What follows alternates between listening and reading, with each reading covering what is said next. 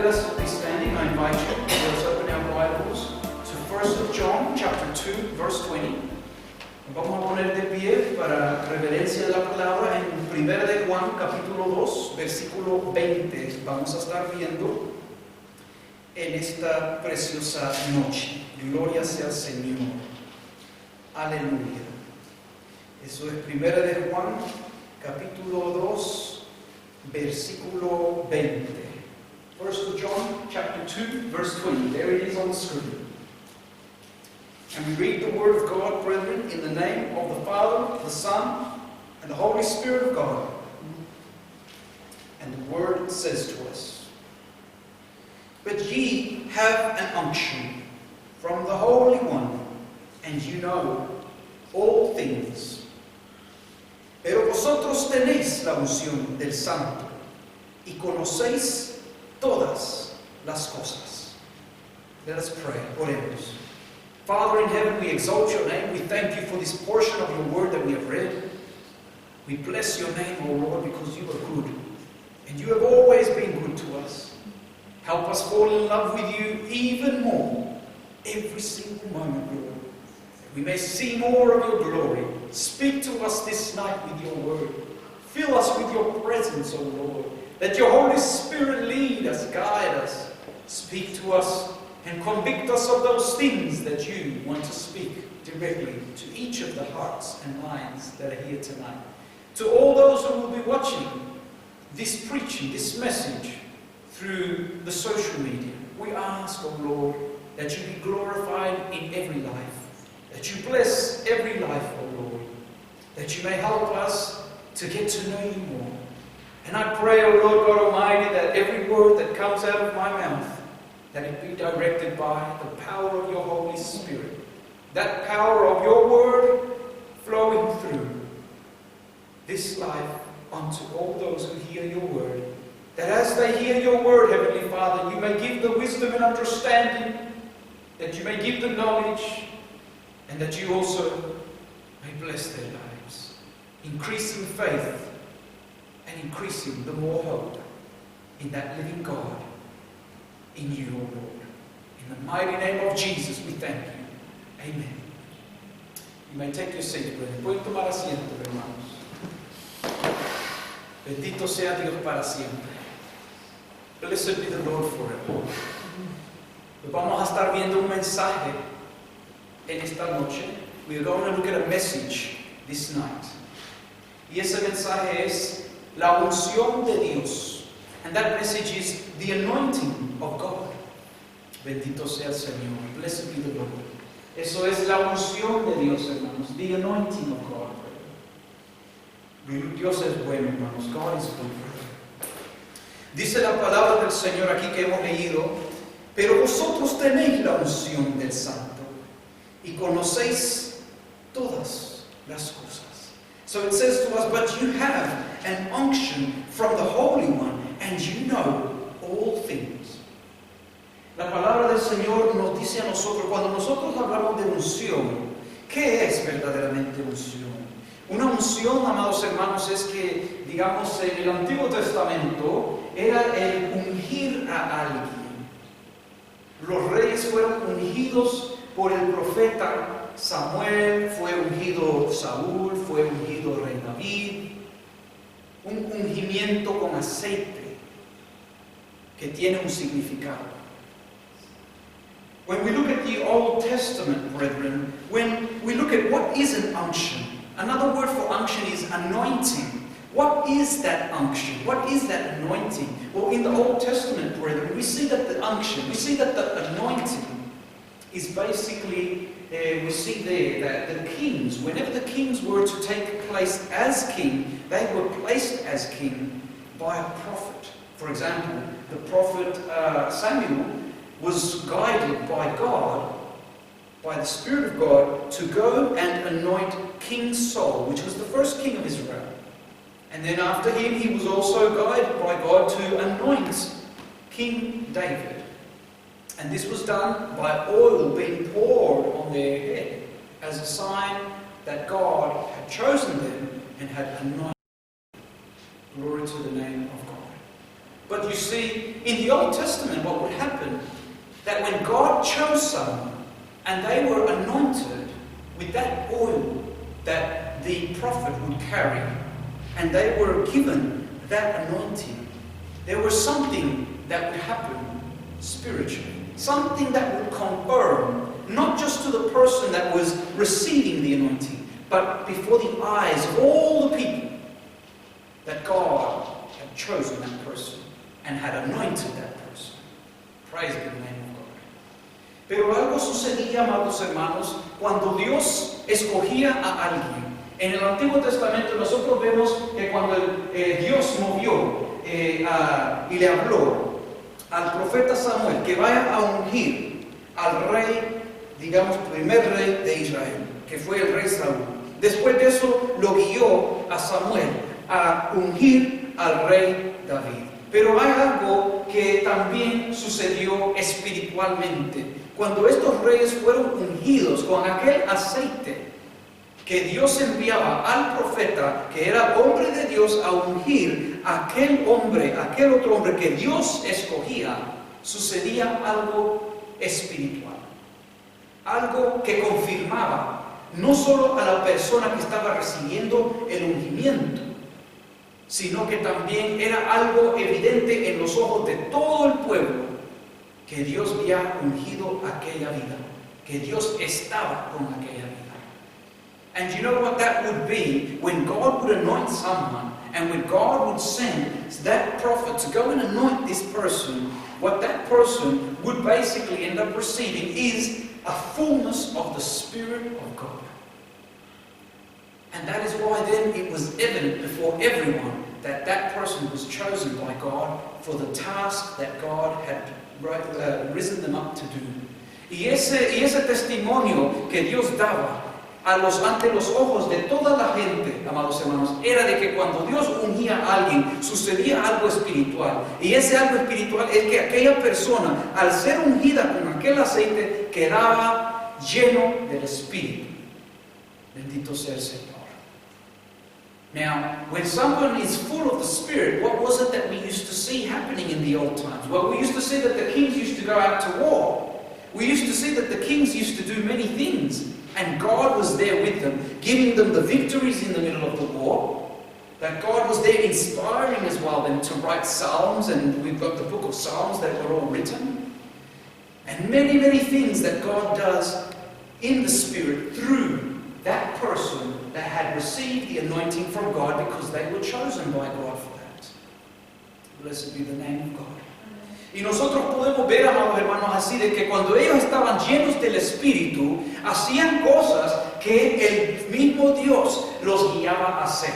Por ejemplo, cuando eran los reyes, Dios que había ungido a aquel rey primeramente fue puesto por rey, pero también a la misma vez cuando iba a guerrear, Dios iba con ellos. Dios les daba la victoria. Dios les daba cosas de que ellos podían hacer que normalmente no se podían hacer. Bendito sea el Señor. Y así mismo, amados hermanos, el Señor a nosotros ahora, no como en el Antiguo Testamento donde el Espíritu venía a hacer algo, ¿verdad? Y después dejaba de hacer aquella cosa. En estos momentos, en el tiempo de la gracia, hermanos, el Espíritu Santo mora en nuestras vidas mientras nosotros nos mantenemos en la obediencia a la palabra de Dios. And so, just like in those old times, brethren, or unlike those old times, when the Spirit of the living God would come to do a work, and then after that He would leave that person, but only do the work that He was going to do at that time. But yet we see that the Holy Spirit in this time, in the time of grace, the Word of God says that He dwells with us. He is there in our hearts always. And what does that mean? That means that God is there guiding us. God is there helping us, giving us the strength to go on. Praise be the name of Jesus. Pero sucede algo. Dice este versículo, pero vosotros tenéis la unción del Santo y conocéis todas las cosas. But the word that we read also said, but you have an unction from the Holy One, and you know all things. Amados hermanos, cuando uno tiene una comunión con Dios, y está caminando en el hilo del Espíritu,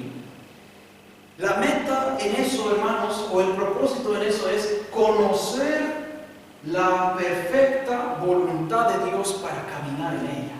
Bendito sea el Señor. Now the whole purpose of this relationship, of this unction, of this union that we have, that unlike in the olden times where there was oil poured onto them, but in us, God pours out of His Spirit to us. But what happens is that at the same time, the purpose of having that connection, that anointing with the Holy Spirit the purpose is that we should know or come to know the perfect will of God for our lives. So that we can be always walking in the Spirit with God. Y cuando uno, amados hermanos, empieza a caminar en esa obediencia, algo sucede. Algo sucede que se lo voy a explicar de esta forma. Vámonos a Salmos 25:12. Now, when we begin to walk in obedience to God, and that begins to grow every day, something begins to happen. And to explain it, let us look at Psalms chapter 25, verse 12. Mire lo que dice la palabra de Dios aquí. What man is he that feareth the Lord? A question. Him shall he teach in the way that he shall choose. Dice la palabra allí. ¿Quién es el hombre que teme a Jehová? Una pregunta. Él le enseñará el camino que ha de escoger. Ahora, le voy a explicar esto un poquito. I'll explain this a little bit. Si usted y yo caminamos en el temor a Jehová, en el temor a Dios, eso quiere decir que cuando nosotros aprendamos las cosas en la Biblia, vamos a ya no querer ofender a Dios en aquello. Porque el temor de Dios va a estar morando y obrando en nosotros. Now, if you and I have the fear of the Lord, brethren, then this means that we, as we learn more of the Bible, we will make every effort to walk in obedience with God, because we will make every effort out of the love of God that is greater. We will make every effort to not offend God in anything that His Word says may offend Him. Y cuando dice la palabra del Señor, Él le enseñará el camino que ha de escoger, pues nosotros ya conocemos por la palabra que la palabra de Dios nos dice que el camino es Cristo. Él es el camino, la verdad y la vida. Pero ¿de qué camino está hablando esto? Porque yo sé que el camino es Cristo. Usted ya conoce que el camino es Cristo. Pero nos vamos a profundizar un poquito más en esta noche. Now, you see this part here where it says, Him shall He teach in the way that He shall choose. Now, God basically has set the path for us. We already know through the Bible that Jesus said, I am the way, the truth, and the life. None cometh unto the Father if not through me. So we know that already, that the path is Christ. There is no other path except Jesus Christ. And we know that Jesus Christ is the living Word of God. But this night, let us look into this a little bit more further as to what this means. Lo que está diciendo aquí, hermanos, es que cuando usted y yo caminamos en este camino, que estamos caminando conforme a la palabra, acuérdense, tenemos el Espíritu Santo que nos va guiando. Pero ¿se acuerda usted que hemos visto anteriormente que tenemos dos grandes responsabilidades ante Dios? Nuestra responsabilidad personal y nuestra responsabilidad congregacional. Vamos a ver un poquito más acerca de lo personal para explicar esto. Now, you may remember where it says here that Him shall He teach in the way that He shall choose. Now, you might remember that we looked previously that we have two great responsibilities before God. One is our personal responsibility, and the other is our congregational responsibility. But to explain this a little bit further in more detail, I'm going to go in a little bit more into the personal responsibility that we have. Because remember, we're talking about walking in this path with Christ, having the anointing of the Lord, having the Spirit of God working in us, and that we are walking with the Lord, we are seeking Him always, we are learning, as we learn more of the Word, we are learning to walk in the perfect will of God. Pero aquí está diciendo que Dios nos va a nosotros. Él, es decir, Dios te enseñará el camino que has de escoger. Porque en este caminar, amados hermanos, que es Cristo, que no hay otro camino, pero hay decisiones que se tienen que hacer diariamente. Y a veces hay decisiones difíciles. A veces hay decisiones donde llegamos a como, digamos que ya no es para seguir allá, sino que es una decisión que, ¿cuál es? La decisión de mi derecha o izquierda, pero las dos aparecen que son las correctas. ¿Cuál es, Señor? Y buscamos la perfecta voluntad de Dios para tomar una decisión. Especialmente cuando es una decisión tan esencial para nuestro futuro. Bendito sea el Señor. And so therefore, when this says to us, Him shall He teach, this means that God will teach us the way. We know that the way is Christ. We know that we have a communion with God, but He's going to teach us in the way that we must choose. In other words, every single day, you and I have decisions we need to make in this life to help us maintain on the path. And that is why we need the Spirit of the living God to help us every day, so that He can guide us on this path. And that is why we need to grow in the Word of God, so that we are always seeking that perfect will of God to remain in Him. Porque ¿sabe qué pasa, hermanos? Que cuando nosotros vamos caminando de día a día en esa perfecta comunión con Dios, en esa perfecta voluntad con Dios, pues también Dios va aumentando esa unción que Él nos ha dado. Esa gracia que Dios da va aumentando en ese caminar con Dios. Lo más que lo vayamos conociendo al Señor, lo más que vayamos sometiéndonos a Él, va a ir creciendo aquella unción. Bendito sea el Señor. And so therefore, beloved brethren, as we walk with the Lord, as we seek the perfect will of God, as we obey more of the Lord, we will notice that as we make those decisions, God will guide us in those decisions to make the right ones. And as we grow knowing more of the Lord each day, the anointing that God has given us, that unction shall also grow. The grace that we have in the Lord will also increase. Praise be the name of Jesus. Alabado sea Dios para siempre, hermanos. Bendito sea el Señor. Ahora, usted ha visto personas, y yo también, le voy a mencionar unos nombres, como Guilla Ávila, un hermano fiel al Señor que ya no está en esta tierra. Pero nosotros vemos cómo tenía una gracia, cómo Dios le había dado una unción, que cuando se predicaba las almas venían a Cristo, que se veían sanidades, milagros. Bendito sea Cristo para siempre. Eso no es solo porque son estas personas, eso es también usted y yo, si podemos buscar siempre caminar en esa perfecta voluntad de Dios. Porque en esa perfecta voluntad de Dios, diariamente va a ir creciendo aquella unción, aquel poder del Espíritu Santo que se puede mover en usted y en mí. Bendito sea Dios. Pero eso requiere una vida de sometimiento pleno a la palabra de Dios, a la guía del Espíritu Santo de Dios, al conocerle más cada día. Bendito sea el Rey. And so when we look at people, beloved brethren, and I'll mention a name, there was a name of a very famous evangelist called Guilla Ávila. Now, when this man used to preach, the stadium used to be filled with people. Many people used to come and receive Christ, and we used to see in those campaigns, those big campaigns, a lot of healing, a lot of miracles. And a lot of people might think, oh, it's because it's the man of God, the man of God. Yes, but you know what? The anointing that this man had, the grace that God had given him, is because of a life submitted to the will of God, knowing that perfect will of God, waiting on the Lord for the decisions, those decisions in the Lord, in His Word. And so people will say, oh yes, that's the man of God. Yes, but you and I can be of those people as well.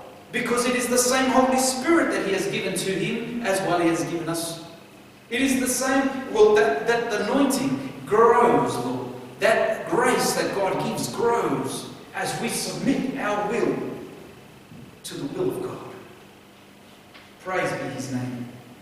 Y así, amados hermanos, podemos mencionar otros nombres de otras personas. Por ejemplo, en lo habla inglés, ¿verdad? De las iglesias habla inglesas, han habido hombres y mujeres que Dios ha levantado porque se han sometido al Señor en formas tremendas de lo que Dios les ha pedido y se han sometido a la voz de Dios. Bendito sea el Rey.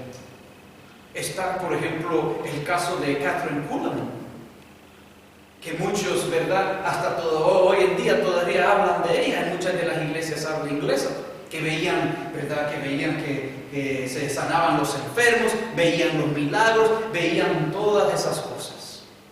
Y así podemos mencionar muchos otros nombres. Gloria sea a Cristo. And so just like that, we can mention other people as well, like Kathryn Kuhlman, which is in a lot of English churches, especially over there in the United States, where they knew her when she was alive. How they used to go by thousands into the campaigns where she used to go and preach. And she used to go and give a sermon. Because they would see a lot of healing, they would see a lot of people in the miracles, and many things that God would do. Pero aquí está el punto. But here is the point. Mucha gente se pone aún a estudiarlos a ellos. Ven los videos de las campañas, ven cómo predican, y todo eso, y empiezan a poner notas. Predicó así, dijo así, está con este estilo así. Mire, siempre está diciendo, por ejemplo, y Ávila, ¿verdad? ¿Cuál era el famoso dicho que todos lo conocemos? Sonríase que Cristo te ama, ¿verdad? Y conocemos todo eso, pero hay gente que se pone a meter ahí y se empieza a estudiar todas estas cosas y después salen queriendo imitar esas cosas. Y puede venir un predicador diciendo, sonríase que Cristo le ama, hablando igualitamente como lo queréis que hable, pero ¿sabe qué? Sin la misma unción, sin la misma gracia. Y le voy a decir por qué. Porque la unción que Dios da es única para cada individual. Yo no puedo ir a hacer como aquel, porque Dios me ha hecho único. Y este caminar que Dios me va a enseñar a mí es único.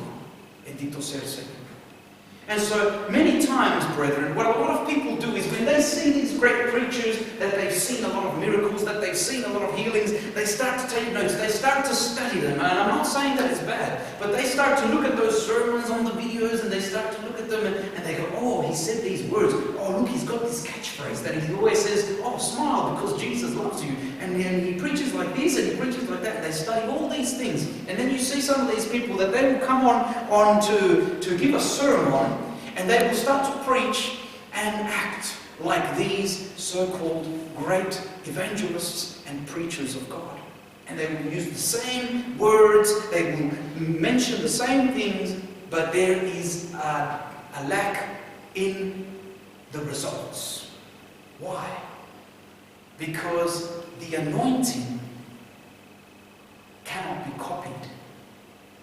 The anointing is unique to you, to those people, because those people have had to go through the path, just as you and I have to go through this path. Y lo que esto está diciendo es que cuando nosotros tenemos temor a Jehová, Él nos enseñará a nosotros en aquel camino diariamente que tenemos que vivir, decisiones que tenemos que coger, pero a la misma vez sometimiento a lo que Dios nos indique hacer. Por ejemplo, si G. Ávila decía que él oraba, que él se levantaba de madrugada, digamos, yo no sé a qué hora se levantaba a orar, digamos, por decir algo, se levantaba a las 4 de la madrugada, por decir algo. Pero él decía claramente, yo me acuerdo en los videos, de que he visto que él solo dormía 5 horas. Ahora, hay gente que puede estar anotando esas cosas, pero ¿sabe qué? Si yo estoy caminando en este camino con Cristo y yo tengo una comunión con el Espíritu Santo, pues ¿qué sabe? Que si el Espíritu a mí me dice, no es a las 4 de la madrugada, es a las 3 de la madrugada. Yo no puedo ir a seguir lo que otro está haciendo. Ahora, yo no le digo de que levantarse de madrugada, hay cosas que sí podemos tomar en sí, son buenos consejos. El levantarse de madrugada a orar, el buscar al Señor, buenos consejos. Pero Dios va a tener algo único entre Él y usted, entre Él y yo, entre Él y aquel siervo y sierva de Dios.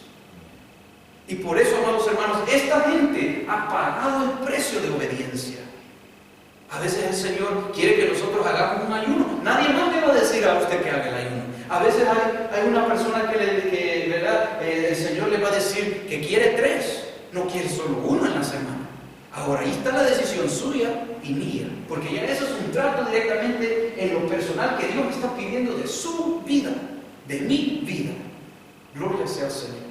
And so, beloved brethren, when people begin to study other people in these areas, and they start to talk like them and try to walk like them in the way that they preach and the way that they teach, and they take all these things, but we see little unction, we see little of the power of God manifested. And why do we come and see that? Well, we come and see the little because the unction cannot be copied. It is unique in you and in.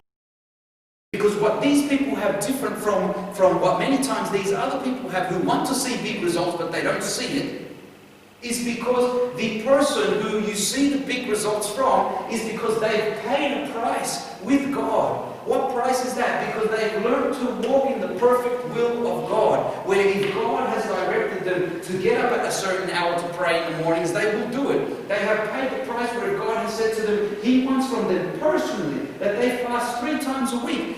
They're not going to be able to go and tell it to other people. They have to do it themselves. It's their personal walk that God is asking from them. And they have paid that price constantly. And that is why it's so important for us to have a communion with God, because God will ask you for some personal things that may be different to mine. Because God knows what He is preparing you for, and He knows what He is preparing me for. And when we come to pay the price of obedience, that is when we will see the glory of God even more. That is how God raises up huge evangelists, where you see the multitudes that have been that come to the feet of Jesus. That is where you see that they don't even need to place hands sometimes, and those people are healed, and the blind start to see, and the dead are then raised, because these people, you see, what we lack to see many times is all of the work that is done in the back end. For example, when Catherine Kuhlman would come out, she would say things like, all you see here is glamour. She would do things like so easily, and people would be healed and this and that, and everything was just like, oh. And she would say one day, all you see is the glamour. But then she would say very deep spiritual things that the Bible says. Things like, I die every day. Now, when somebody normal who's not really walking with God hears that, it just goes in one ear and comes out the other. But that's in the Bible. Paul said it. He says, I die every day.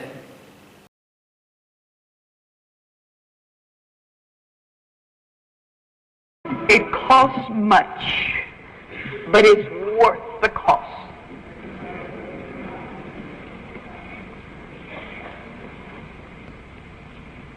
It costs everything. If you really want to know the price, if you really want to know the price, I'll tell you.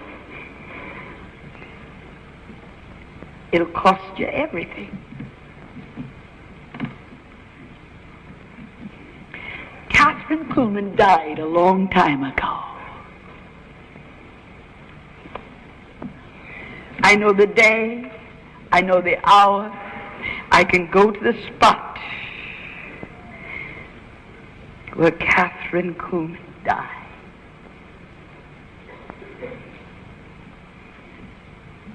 But you see, for me, it was easy because I had nothing.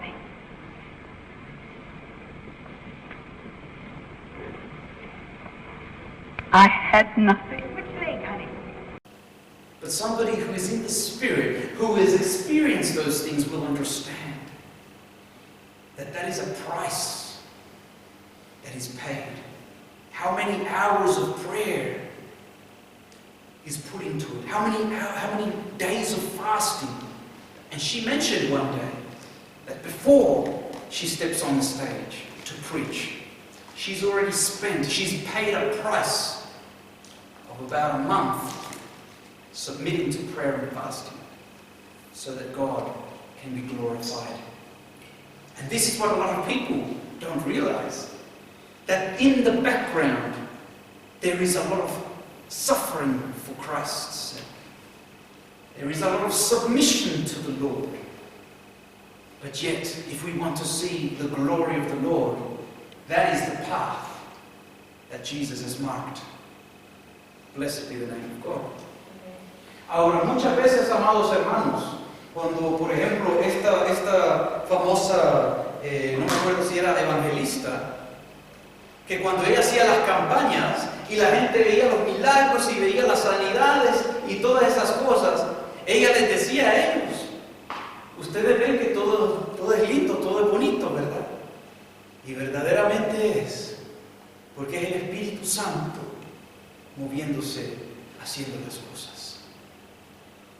Pero lo que ellos no se daban cuenta era el trabajo extensivo que se hacía atrás.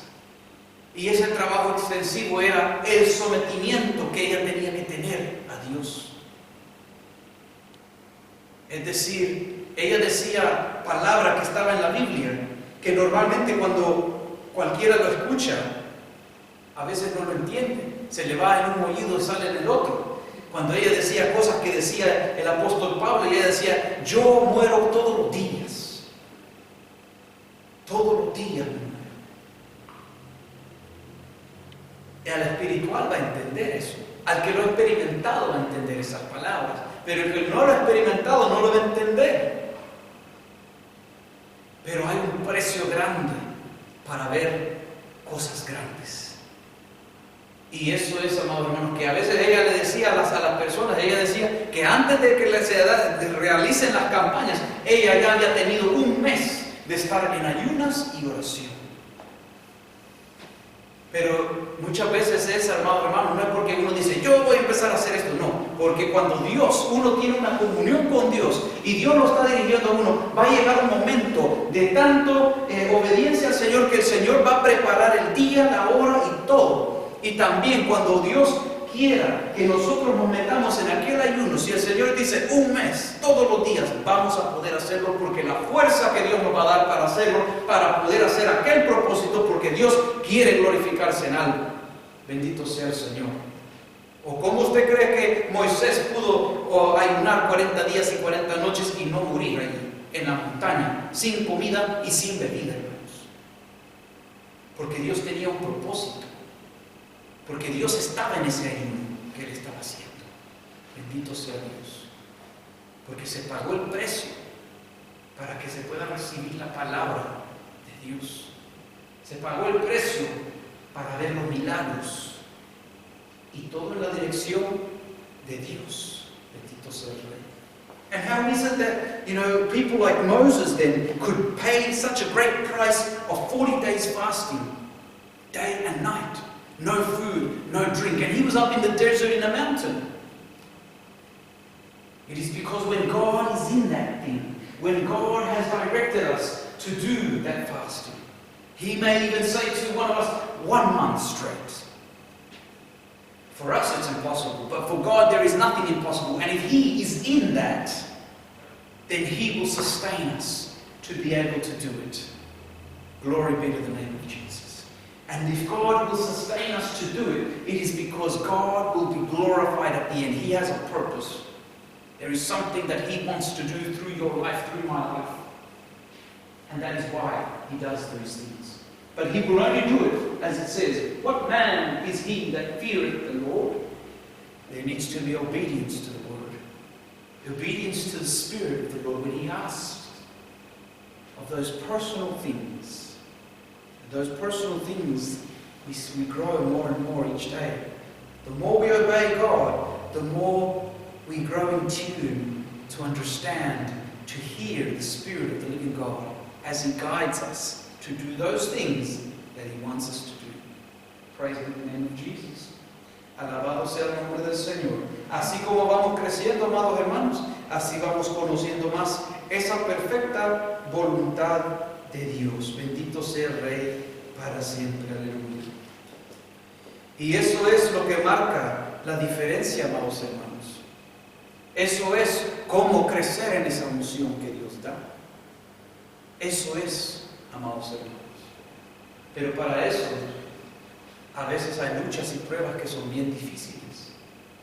A veces hay momentos donde nosotros hemos sido lastimados en nuestro corazón por algo que alguien nos ha hecho. Pero ese es parte del proceso que tenemos que pasar y vencer para ver la gloria de Dios al otro lado. Sometimes we have been marked and scarred, hurt in our very core of our heart. Not an easy thing that can be healed. But yet those are things that we have to overcome in the name of Jesus. So that when we get to the other side and have the victory in God, that we will see the glory of God. We will come to the point of what He wants to do. What is it that He wanted to do there? Bendito sea el Señor para siempre. Cuando nosotros vemos en Filipenses capítulo 2, versículo 12, when we look at Philippians chapter 2, verse 12. In Philippians chapter 2, verse 12, we're going to see that the Word says to us, "Wherefore, my beloved, as you have always, you see, obeyed, not as in my presence only, but now much more in my absence." He says, work out your own salvation with fear and trembling. Why would He say to us that we have to work out our own salvation if we already know that the salvation is Jesus Christ? He is the only salvation, yes. He is the only way, the truth and the life, the only path. But yet in this path that we are walking, each of us, God has made us unique. Each of us have different circumstances every day that come upon us. Different decisions that we must make. And that is why we need to always be walking in the Spirit of God, in the obedience. Because with fear and trembling, we must work out our own salvation. And what does it mean to work out my own salvation?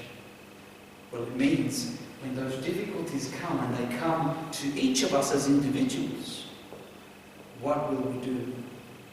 Do we turn to the Word? Do we apply it in our lives?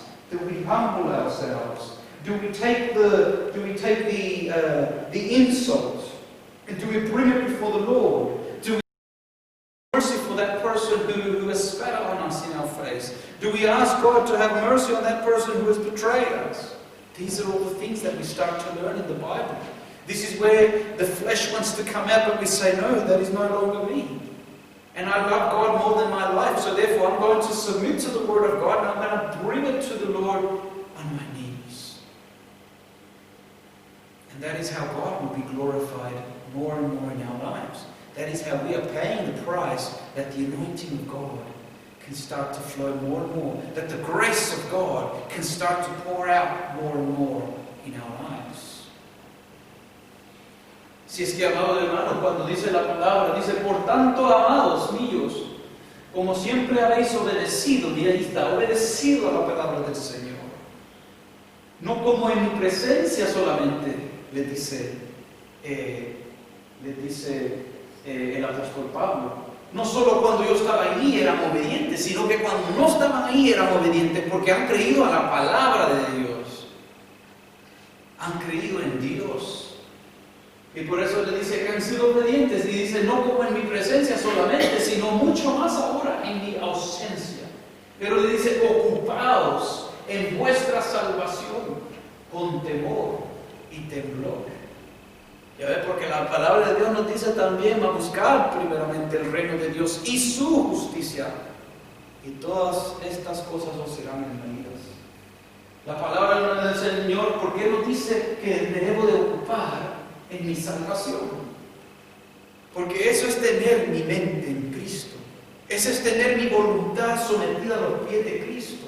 Eso es tener una comunión más íntima con Dios. Eso es tener más conocimiento y crecimiento y todo lo que el Señor quiere darnos. Eso es cuando estamos ocupándonos en la salvación con temor y con temblor a la palabra del Señor para caminar en esa perfecta voluntad de Dios. Ahí es cuando nosotros empezamos a ver más la gloria de Dios. Ahí es cuando el Señor nos revela más cosas y también nos pide más cosas.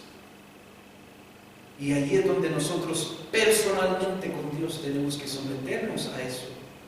Hay mucha gente que dice, yo quiero conocer la perfecta voluntad de Dios. Quiero que Dios me use como usa aquellos hombres y mujeres que yo he leído en muchos libros, que yo he visto, que tantos milagros y de lo que dice la Biblia. Pero ¿sabe qué? El Señor nos puede decir algo tan sencillo como decir, lee mi Biblia y lee la Biblia todos los días.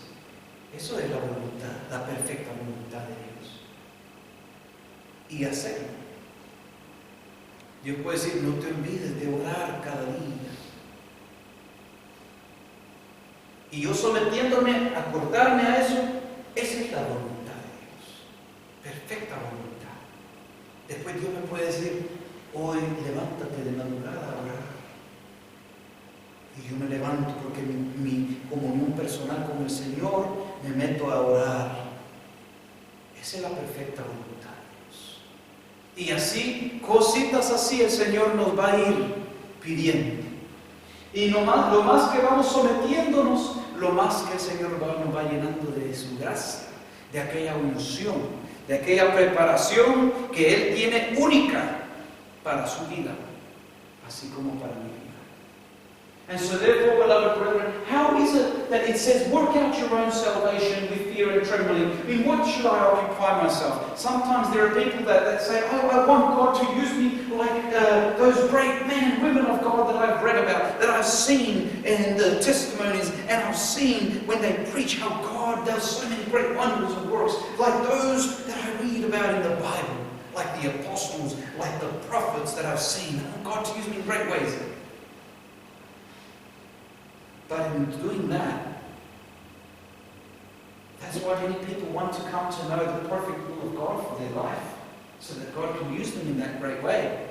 But you know, God will speak to us, and He speaks through His Word. And He says to read the Bible every day. Now, if I start obeying that, I'm in a perfect will with God in that area. But then also God will say to me, remember to pray. Spend some time in prayer every day. And if I submit to that, then I'm obeying God in the perfect will of God in that as well. And if God speaks to me and says to me, get up and pray in the mornings before sunrise, at such hour of the day, and I submit myself and say, here I am, Lord, then I am in that perfect will with God in that area. And just like that, God will be giving us more and more things. And the more we submit to God, the more that grace, the more that anointing, the more that unction will grow in the Lord. In that preparation that you have, which is unique to you, which is unique to me. Glory be to the name of Jesus. Praise be the name of the Lord. You see, when Jesus went around healing people, you would realize that in the Bible, in the Gospels, so you can look at it in Matthew, Mark, Luke, and John. When Jesus would heal someone, He wasn't going around healing it in the same way. To one, He would heal by placing his hands over his eyes. To another, He would make clay out of the mud and water, and He would anoint it on somebody's eyes. To another, He would just speak the word and says, by your faith you were healed. To another, He would say, by the time you get home, that person over there is going to be healed. So He would do it all a different way. When He resurrected the dead, He would do it in a different way. To one, he shouted out, "Lazarus, come forth." And he came forth. To another, he touched the coffin in which the widow, the mother, his mother, it was a man there, but his mother was crying because it was his only son, her only son, and he touched the coffin. And the boy inside, the man inside, came back to life. So all of these things Jesus did in a different way, to show us that he, you see, because sometimes people read the Bible and they want to put it all in a box and say, no, if it's not done this way, then it's not going to work. There are things that are general, that are done in a general way. But when God has a personal thing with you, as he does with me, this personal thing will be something that God will do through you. And don't be surprised if it's a bit different than what the other one's doing, in the way that God wants to manifest himself. Because God does all these things. It's all there in the Bible. But it's he who chooses how he's going to do it. You see, to some he might give such an anointing and such a anointing that he'll say to them, you don't have to put your hands on people. You're just going to speak the word and things will happen. To others, they will need to come and lay hands and it will happen. But it is all in the will of God and how God wants to do it. Not how we choose to do it. It'll be how God has chosen, has marked the path for us. Praise be in the name of Jesus. You know, we see that example between Peter the apostle and Paul the apostle, where we see that Peter would go and God would glorify himself in doing miracles, raising the dead in one way, but then we would see a slight difference in the apostle Paul, because the apostle Paul would have like a handkerchief that he would carry around with him, and then even that, people were getting healed with things like that. But it is all in the perfect will of God, how he chooses to glorify himself.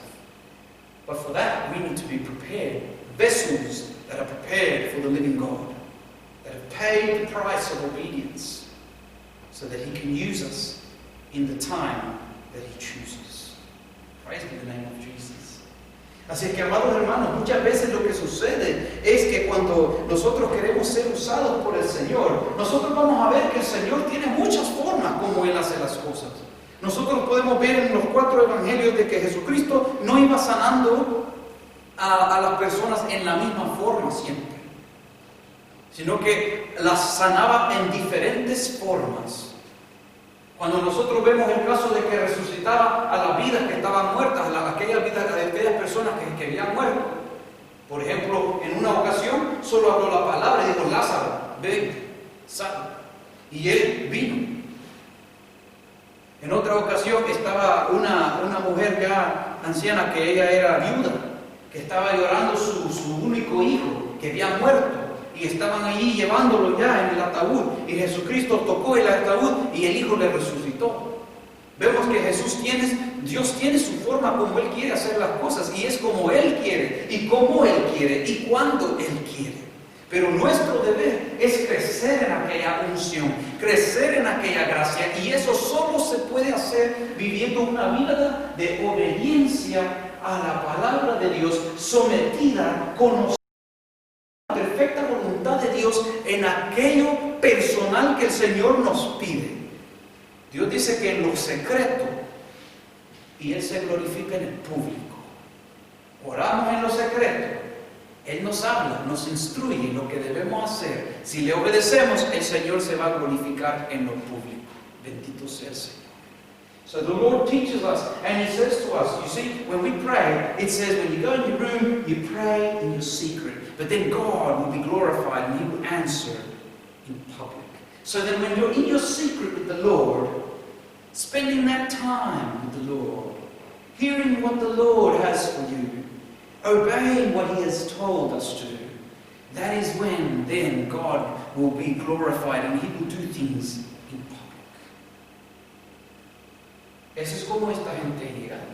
That is how these people have come to be. ¿Está fuera de nuestro alcance? No. Is it outside of our reach? No. Porque así como estos hombres y mujeres de Dios, que Dios ha usado grandemente, han tenido que hacer decisiones en la perfecta voluntad de Dios, así nosotros también nos toca aquellas decisiones en la perfecta voluntad de Dios. Just as those men and women have had to make many decisions in the perfect will of God, each of us have to make those decisions on a daily basis in that perfect will of God. Where can I find the majority of the perfect will of God? Well, it's in the Bible. ¿A dónde yo puedo encontrar en la mayoría la perfecta voluntad de Dios? Ahí está la palabra del Señor. Pero habrán cosas también que por el Espíritu nos va a instar, nos va a guiar a hacer aquellas otras cosas personales que Dios quiere de nosotros. Para preparación personal que Dios tiene para cada uno. But there are also those things that God will ask of us personally, because He has a personal preparation for you and I. Praise be the name of Jesus. Alabado sea el nombre de Jesús. Les quiero mencionar un testimonio corto acerca de eso. And I want to mention to you a small testimony about that. Por ejemplo, cuando yo estaba en la iglesia primera, que Dios, ¿verdad? Yo me congregaba ahí. El Señor a mí me dijo que vaya a llevar tratados allá afuera a la calle. Y yo lo hacía. Yo no veía resultados, hermanos.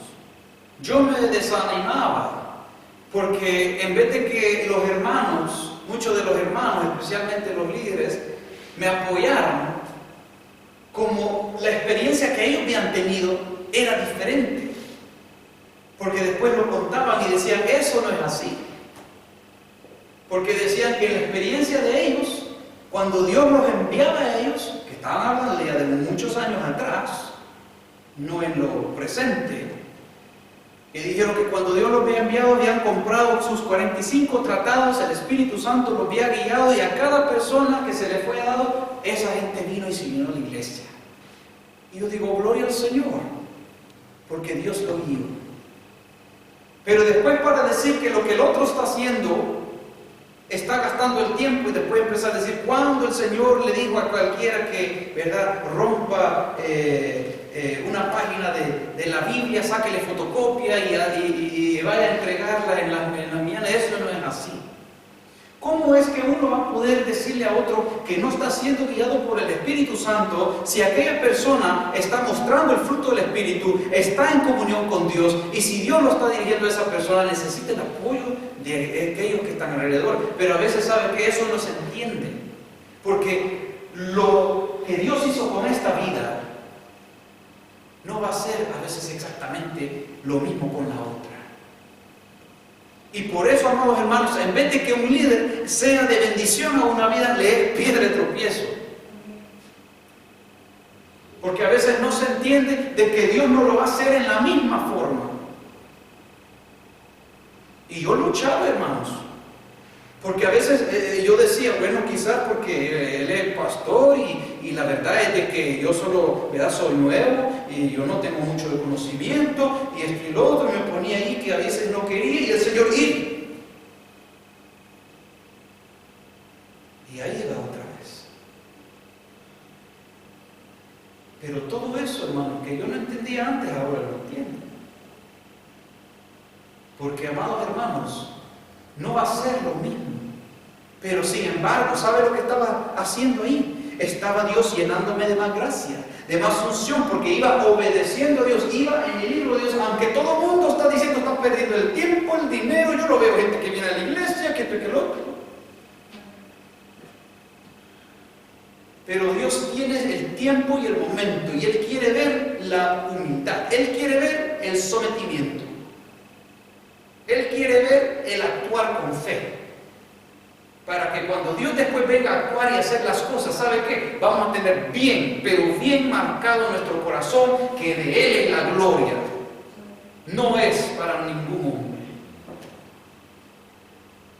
Y yo he tenido que llegar a esos momentos de llorar allá afuera y decir, Señor, yo reconozco la lección, gracias, porque yo no puedo hacer nada, eres tú, Señor.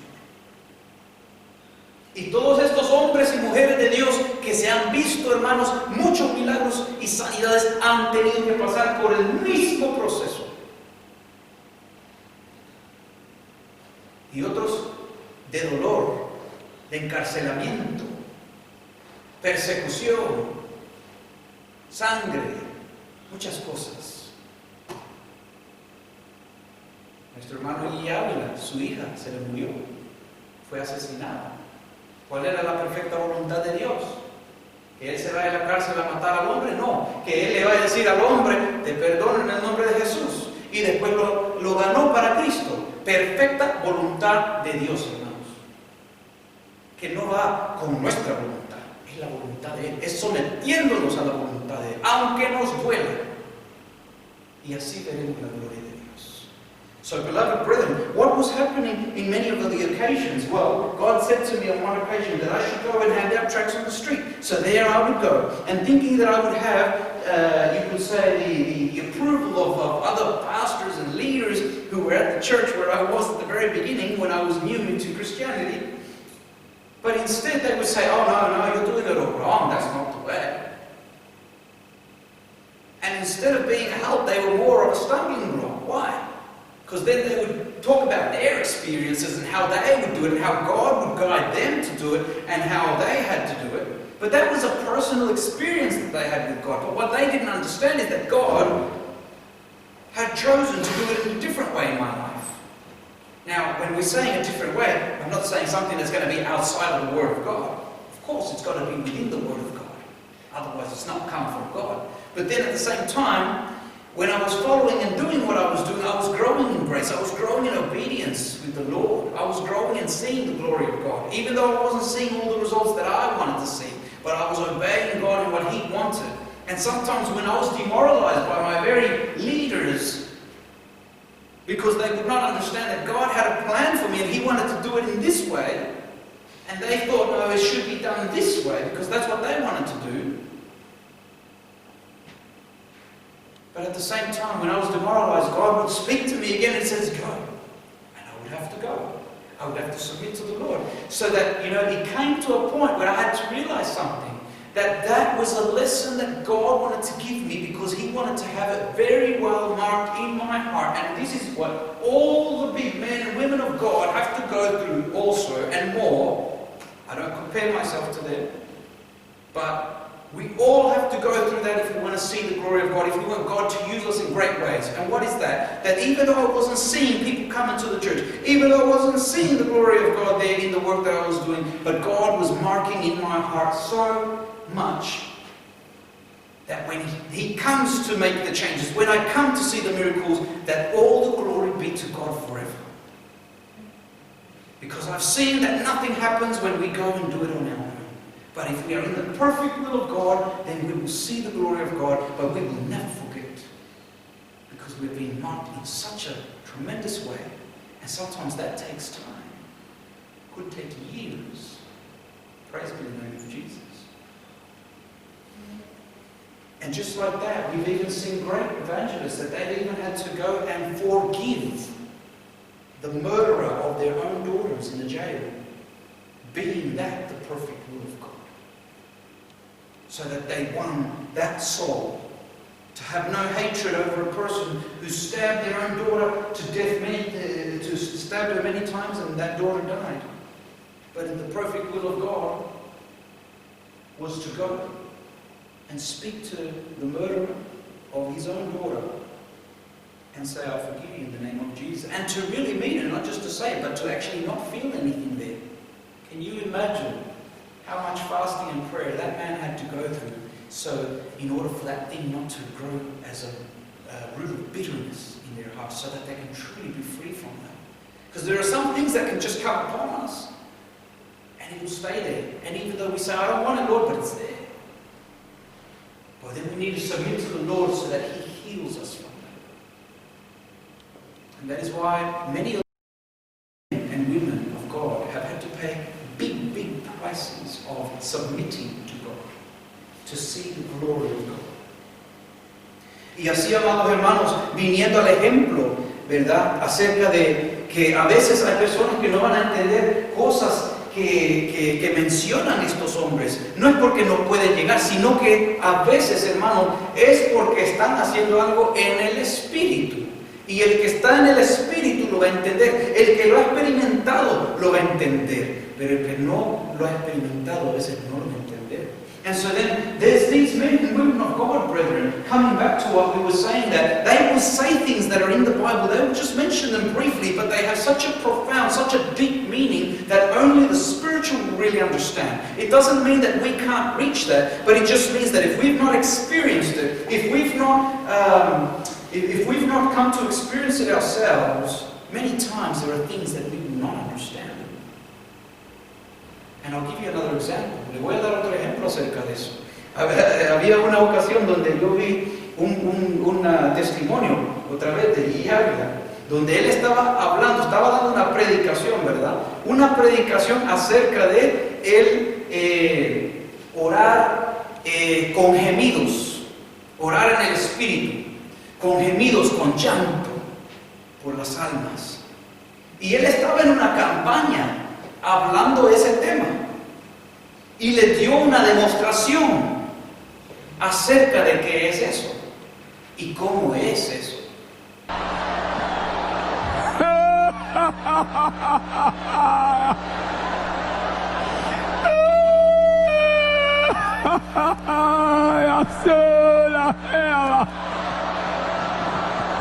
Ria Kayama, Sukakalisa, Harahala, Hasakila, Hoa, Iskaya, Yaikuya, Yasasa, Haria, Isa, Koka, Hala, Hala, Yahoa, Marakasa, Sahala, Hayala, Marasa, Sikala, Hala, Hala, Hasisikala, Hoa, Marasa, Sahala, Hayasua.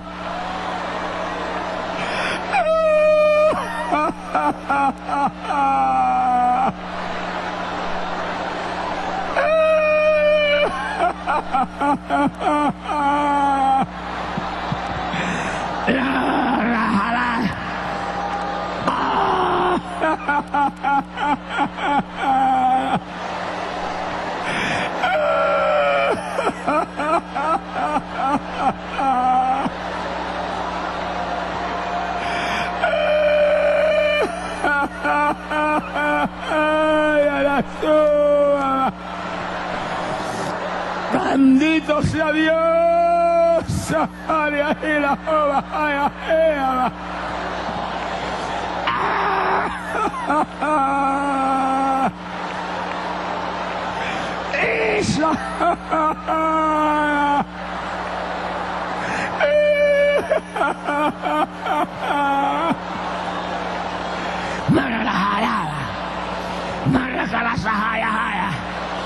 Kalisa skala hova hiska, rakila sakila hala hova, rakila saskisa valhaka haya haskalia hova haya hova.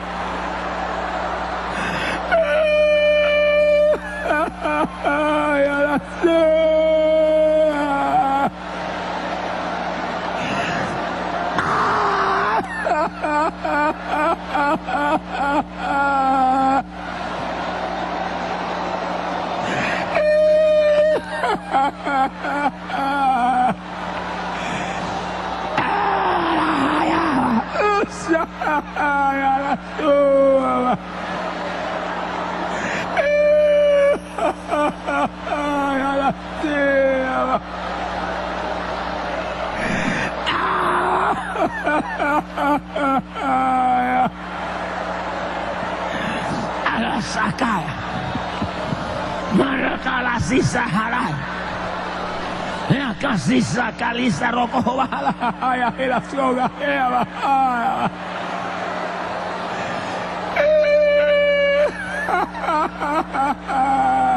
hela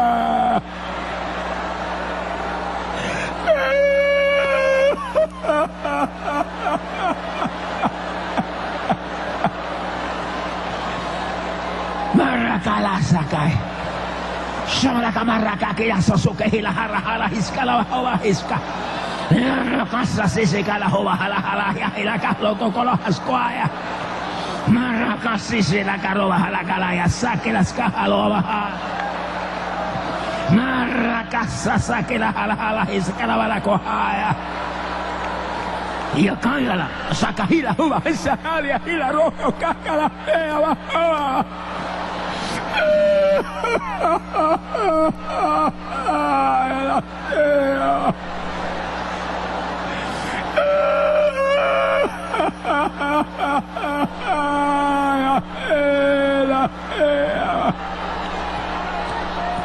Marakarasiki Rikasa sahala halaya. Yo Krista sakala hilarakasa sakala hiskala bahwa hiskaya. Marola sikaya. Rakasi sahalias kohava. Marasalisi kala hava halayas kohava haya.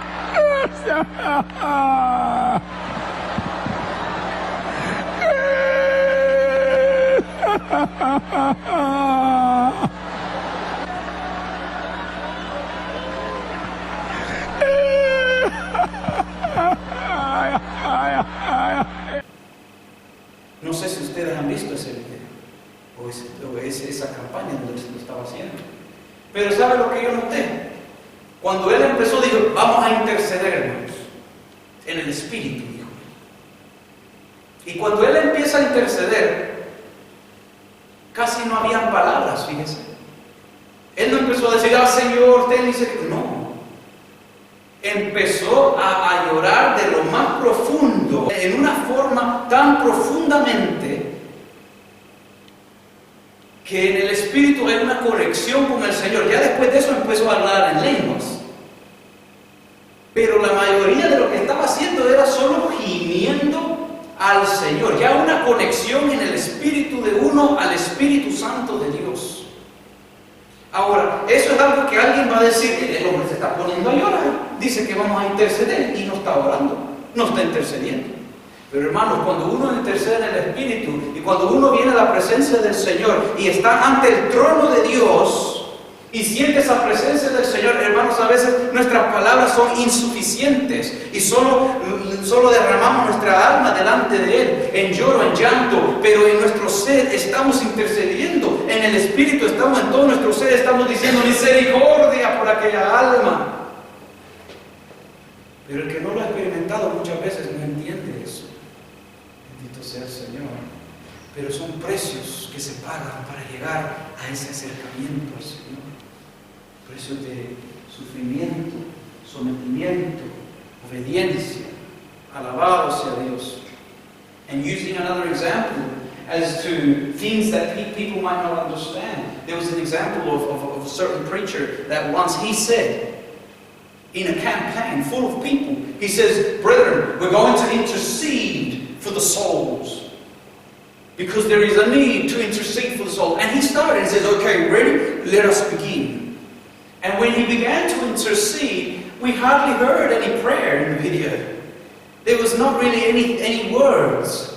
It was more just crying out unto the Lord, moaning and groaning from the very depths of that person's heart. And then after that, the Lord taking over and he started to speak in tongues. But at the same time, the majority of that was between speaking in tongues and the majority was just moaning, groaning, crying out. You see, and so then the spiritual people, the non-spiritual, the person who has not experienced something like that, might just be sitting there going, he said we're going to intercede, we're going to pray, but he hasn't even started praying for anyone. He hasn't started saying, Lord, have mercy on this person. But that's the thing, you see. When we connect, our spirit connects with the Spirit of God, and we're in the presence of God, and we can feel that presence over our lives. Sometimes our words are insufficient, but in the Spirit we are moaning, we are groaning, and God knows because we're connected in the Spirit with the living God, and He knows what we are asking for. And in our spirit, even though we're not talking, we're saying, Lord, mercy for those lives. Lord, mercy for those ones. And we're doing it in such a way from the most depths of our heart. But the ones who are spiritual, who have come to experience those things, will understand them. But sometimes we just read them, and if we haven't experienced them, then we won't really understand in a more depth those words. But just like that, beloved brethren, there's a price that these men and women of God have had to pay to get to that point. Is it impossible? No. It's possible. But it's about walking in the perfect will of the Lord. Es posible, pero es de caminar en la perfecta voluntad de Dios, en esa unción del Señor, en that anointing of the Lord. Vamos a ir a 1 de Juan, capítulo 2, versículo 27, y ahí vamos a terminar. Let us go to 1 John, chapter 2, verse 27, and we will finish there. Glory be to the name of God. Alabado sea el nombre de Dios. So that's 1 John chapter 2 verse 27. Primera de Juan versículo 2:27 dice: pero la unción que vosotros recibisteis de Él permanece en vosotros, y no tenéis necesidad de que nadie os enseñe, así como la unción misma os enseña todas las cosas. Y es verdadera y no es mentira.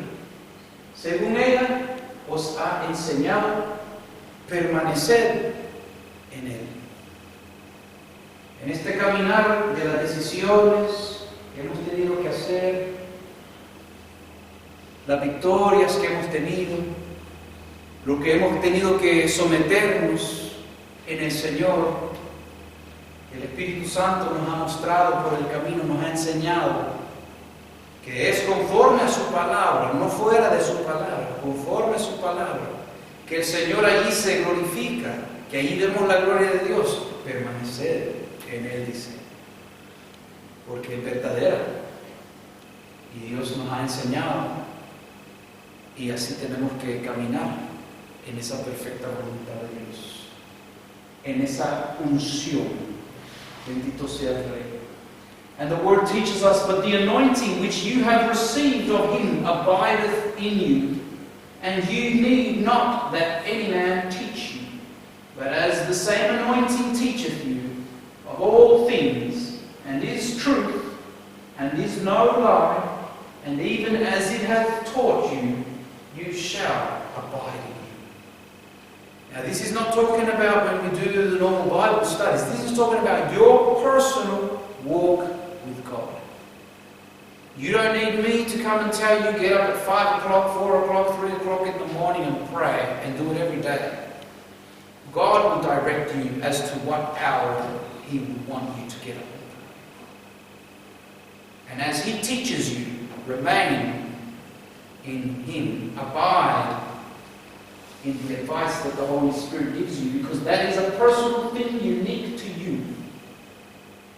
The studies we do is one thing, and it is necessary, because those studies are general, but this is personal. This is your personal walk with God. This is where you will rejoice in His presence, and you can do it on a daily basis too. I've experienced coming before God, I haven't even gotten on my knees when I'm already crying in tears because I'm already in the presence of the Lord. I'm already feeling His presence. And anyone can reach this. This is your personal walk with God. And He says it's no lie, it's the truth. And even as He has taught you, abide in Him. Don't let Him go. Because He has chosen that for you personally to walk in Christ. And as you walk personally with Him in what He is teaching you, then you will see the glory of God. He will sustain you, He will strengthen you, He will give you everything that you need to remain on the path. And He will use you when it is His time to call you for what it is that He has prepared you for. Glory be to the name of Jesus. Let us be standing and we'll come into words of prayer. And just like that, we will also end the service. Pongámonos de pie, hermanos. Vamos a venir a palabras de oración y así vamos a darle gracias a Dios y venir al término de este servicio. Oremos. Let us pray.